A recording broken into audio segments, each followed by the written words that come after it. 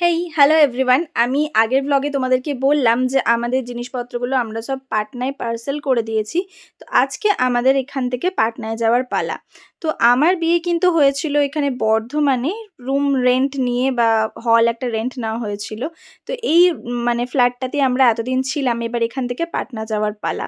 তো এখানে সব জিনিসপত্র আমরা গুটিয়ে নিয়েছি, আর এখানে দেখো ঘরটা হয়ে গেছে পুরোই খালি, কারণ এখানে ছিলাম এতদিন, মিস করব জায়গাটাকে। এখানেই বিয়ে হয়েও প্রথম আমি এসেছিলাম, তাই জন্য একবার ভালো করে ঘরগুলোকে দেখে নিলাম।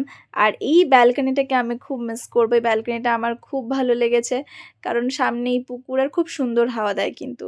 তো যাই হোক, এই ফ্ল্যাটের ফার্স্ট মানে হ্যাঁ, ফার্স্ট ফ্লোরেই আমরা ছিলাম। তো এবারে যাচ্ছি আমি নিচে, বেরোনোর পালা। চলো এবারে নতুন আবার একটা জায়গা এক্সপ্লোর করব, যে পাটনা কেমন। তো এখানে যাওয়ার সময় আমাদের দেখা হলো এই হালুমের সাথে। হালুম কিন্তু এখানেই থাকে, খুব কিউট একটা কুকুর। ওখানে আরেকজন রয়েছে। তো হালুম কিন্তু আমাদেরকে যাওয়ার সময় যেতেই চাইছিল না, ও বারবার করে চলে আসছিল। তো আমরা চেপে গেলাম গাড়িতে। গাড়িতে জাস্ট দেখো কত পরিমাণে লাগেজ আছে, মানে একটা পুরো ঘর হয়ে গেছে গাড়িটা একটা। তো এখানে বেরিয়ে আমি খাচ্ছিলাম বসে বসে লেজ। তারপর খাওয়ার পর না, যেতে যেতে আমরা একটা মন্দির দেখতে পেলাম। তো আমরা ভাবলাম চলো যাওয়া যাক সেই মন্দিরে একটু। তো বর্ধমানে এই মন্দিরটা, এখানে এখানে কি মন্দিরটাকে মোটা শিব নাকি বলা হয়, বা বর্ধমানেশ্বর মন্দিরটার নাম। তো এখানেই ভোলে বাবাকে প্রণাম করে বেরিয়ে পড়লাম। আমরা রওনা দিলাম পাটনার উদ্দেশ্যে। রাস্তায় এক জায়গায় পাঞ্জাবি ধাবাতে আমরা খেয়ে নিলাম আমাদের দুপুরের খাবার। তারপরে আবার আমরা চলতে শুরু করলাম। আজকেও কিন্তু ওয়েদারটা খুব ভালো, দেখো এখানে গুড়ি গুড়ি বৃষ্টি পড়ছে।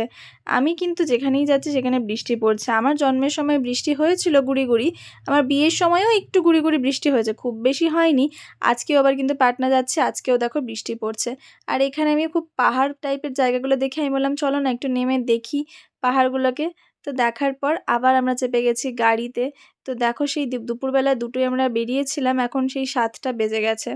তারপর এখানে খেয়েছিলাম চা। চাটা মোটেও ভালো বানায়নি, খুব বাজে চা ছিল। তো সেটাকে আমি ফেলে দিয়েছি অল্প খেয়ে।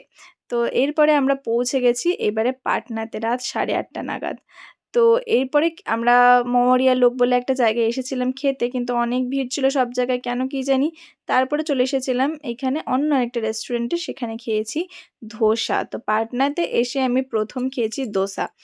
তো দোসা খাওয়ার পর এখানে চলো পৌঁছে গেছি বাড়িতে, মানে পাটনার ফ্ল্যাটে। তো এখানে নেমে পড়ি, দেখা যাক এবারে এখানে আমার কেমন লাগে। তো এখানে আমাকে মা বললো বাঁ পায়ে নাকি ঢুকতে হবে, তো আমি বাঁ পায়ে ঢুকে গেলাম আমাদের ঘরে।